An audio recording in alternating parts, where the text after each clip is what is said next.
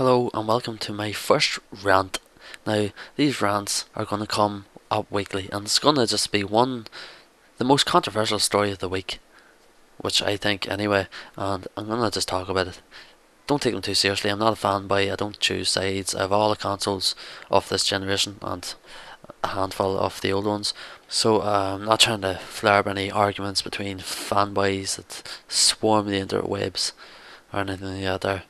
So this week we're actually looking at Microsoft, and just a little comment I made a few days ago. The statement was aimed at general DLC content releases and indie developers in general that were releasing their content on both PlayStation and the Xbox 360, and the statement was that any content, whether it be DLC or arcade game, must be released on the Xbox 360 either as an exclusive title, timed exclusive, or the game must release on the same day on the 360 as the PS3. So it could not, any game that was planned to be on the Xbox 360 could not be a timed exclusive on the PlayStation system.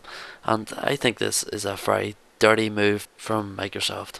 As a gamer who spends most of his time on the Xbox, I'm pretty disgusted at this move. This is downright blackmail, because Microsoft have said that any content that isn't released with them on time risks being released altogether. Now, the reason why Microsoft have done this move, it's quite obvious that the arcade sells better than the PlayStation Network, so indie developers and people who release DLC want their stuff on the Xbox.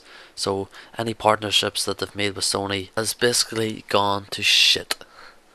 This move, however, could only come from Microsoft, the one company that's always thinking about lining their pockets with more cash.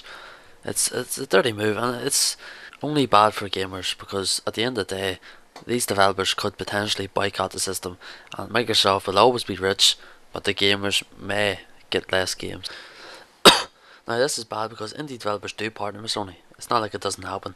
It's not like any developers won't be put off by this, because they will. And this comes on the verge where Sony have announced that they're injecting $20 million back into the indie kind of community to try and get exclusives and timed exclusives and stuff. So basically, whether or not Microsoft's statement was aimed at that, to try and put off indie developers moving to Sony or not, it's a bad move for Microsoft. And to be honest, like I said before, it's a move that I could only see Microsoft making. I couldn't see Sony making it, and Nintendo, well, I don't even know if they know what they're doing these days. Fucking, oh, Nintendo's went down the shit era. Anyway, round over. Bye.